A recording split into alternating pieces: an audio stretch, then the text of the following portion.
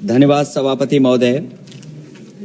मैं आपका विशेष धन्यवाद देता हूं कि आपने मुझे बजट पर बोलने का अवसर दिया है। मैं अपने सभी साथी जो विपक्ष के बोले हैं उनसे अपनी बात को जोड़ते हुए मैं भी इस बजट के विरोध में खड़ा हुआ हूं। अध्यक्ष महोदय, ये बजट टारगेटेड बजट है, ये बजट फोकस्ड है। ये टारगेटेड फोकस्ड उन लोगों के लिए है जो बहुत संपन्न हैं, बड़े लोग हैं, उद्योगपति हैं, उनके लिए ये बजट बना हुआ है। और जो बात कही जा रही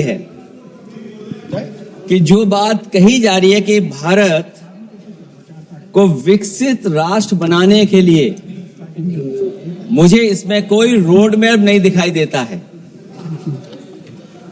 और रोड मैप इसलिए नहीं दिखाई देता अध्यक्ष महोदय कि जैसे ही बजट आया, सभापति महोदय, जैसे ही बजट आया हम लोगों ने वो तस्वीरें देखी हैं। वो जो तस्वीरों में दिख रहा है, इधर हाथों में हथकड़ी और पैरों में बेड़ियां,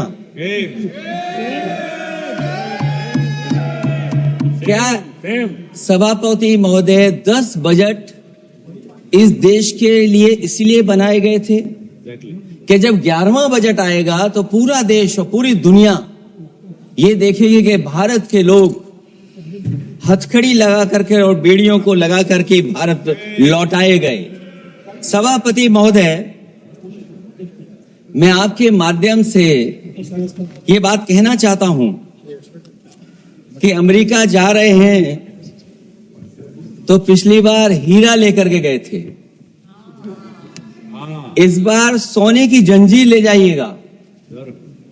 जंजीर देखकर शायद उन्हें कोई और जंजीर याद आ जाए।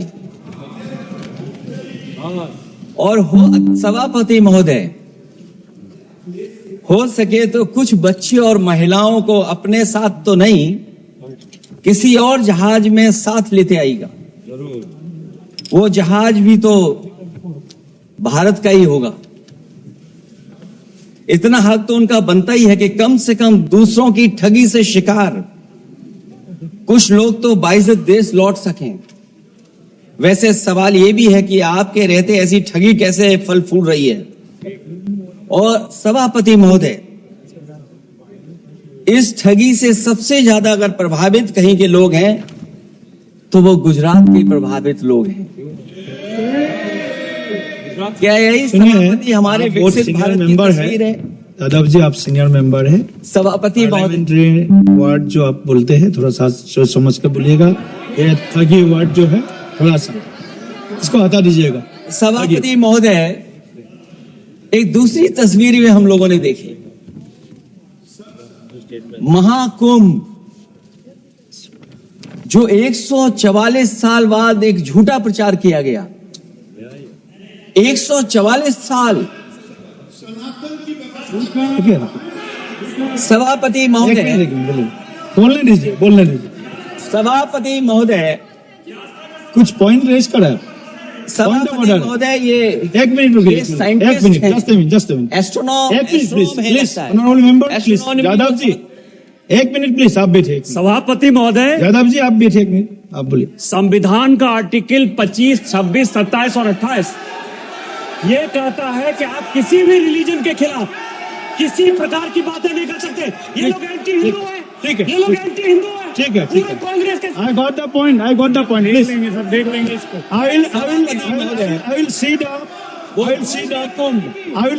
please be seated। आप लोग बैठिए, हम देख लेंगे। सभापति महोदय, हम देख लेंगे, आप बैठिए प्लीज। आप बोलिए, सभापति हम देख लेंगे। गौरव जी बोला है ना, प्लीज आप लोग बैठे, बोलने दीजिए, नेता को बोलने दीजिए, माननीय नेता जी को बोलने दीजिए। वो महाकुंभ की तस्वीर, क्या हो रहा है ये भड़काना चाहते हैं। सभापति महोदय, एक मिनट, कोई भी ऐसा वर्ड करके नहीं आए हो, कोई भी आस्था के विरोध में बोला आपको कोई उसको हटा अधिकार दीजिएगा। नहीं बनता है। आप स्नान करके नहीं आए हो, आपने स्नान नहीं किया कुंभ में। बोल दिया मैंने। प्लीज सभापति बोल दिया महोदय, मैंने बोल दिया प्लीज आप सभा ओ हटा दिया जाएगा वो सभापति महोदय, इन्होंने कुंभ में स्नान नहीं किया। आप इधर देखिए, शहर पर देखिए, उधर मत देखिए, शहर को संबोधन कीजिए। अगर फोटो आई होती तो मैं जैकेट वाली भी फोटो देख लेता। आपका कोई गलत फोटो दिखा है, सभापति महोदय, ऐसा लग रहा है विकसित भारत की जो दूसरी तस्वीर देखी, जी। वो तस्वीर न केवल हम लोगों को दुख पहुंचाती है, बल्कि तमाम वो सनातन को स्वीकार करने वाले लोग, उनको दुख पहुंचाया होगा। सभापति महोदय, अगर लोग तकलीफ में रहे, परेशानी में रहे, और ये पहली बार हुआ होगा ऐसा कि लोग 300 किलोमीटर के जाम में फंस गए, न केवल एक मुख्यमंत्री सभापति महोदय, उन्हें दो मुख्यमंत्रियों को लगाना पड़ा कि कैसे जाम रुक जाए। सभापति, इसके साथ साथ इन्हीं के संगठन के लोगों को जब लगा कि वो व्यवस्था नहीं बना सकते, तो इतने दिनों बाद इनके संगठन के लोगों की अपील है कि भारतीय जनता पार्टी के कार्यकर्ता बाहर आए और लोगों को सुविधा दें, परेशानी दें। ये बात तब सभापति आई है जब लोग दुख, तकलीफ, परेशानी की वजह से इनके खिलाफ चिल्लाने लगे, इनके खिलाफ बोलने लगे। सभापति महोदय, मैं पूछना चाहता हूं, जिस स्नान के लिए प्रधानमंत्री गए हो, देश के राष्ट्रपति गए हो, उपराष्ट्रपति गए हो, मंत्री गए हो, क्या यही विकसित भारत की तस्वीर होगी जिसमें आप ट्रैफिक मैनेज नहीं कर पा रहे हैं? आप हर शहर में यह कहा गया कि कोई शहर से निकले नहीं, सब के सब वहीं पर रुक जाएं, आगे नहीं जा सकते, दर्शन नहीं कर सकते। अगर ये सच्चाई नहीं है सभापति महोदय, सब बॉर्डर सील हुए हैं, जितना भारत के लोग सब बॉर्डर सील हुए हैं, और फिर चांद पर पहुंचने का क्या फायदा जब जमीन की समस्याएं न दिखती हों आपको, जमीन की समस्याएं न दिखती हों। और सभापति महोदय, मैं सरकार से जानना चाहता हूं, वो ड्रोन कहां हैं? वो जो डिजिटल इंडिया की बात कही गई थी, वो कहां है?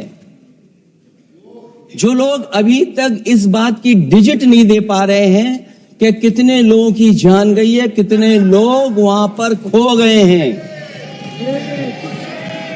अध्यक्ष महोदय, मैं अपनी बात को खत्म करता हुआ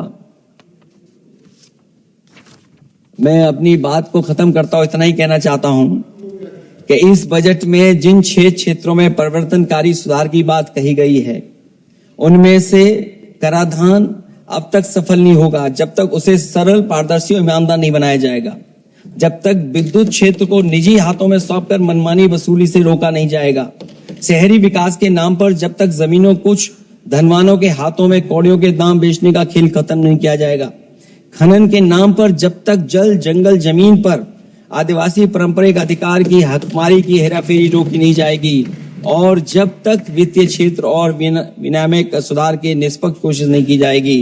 अंत में मैं अध्यक्ष महोदय इतना ही कहना चाहूंगा कि असली तरक्की है वही जो हर फर्क मिटाती है, असली तरक्की है वही जो हर फर्क मिटाती है, जो हर तरफ खुशहाली के गुलशन खिलाती है। इन्हीं शब्दों के साथ अध्यक्ष महोदय मैं धन्यवाद देना चाहता हूं। मैं इस बजट का विरोध करता हूं, ये रोड मैप कहीं नहीं दिखाता है कि जिससे विकसित भारत बने। बहुत बहुत धन्यवाद अध्यक्ष जी आपका।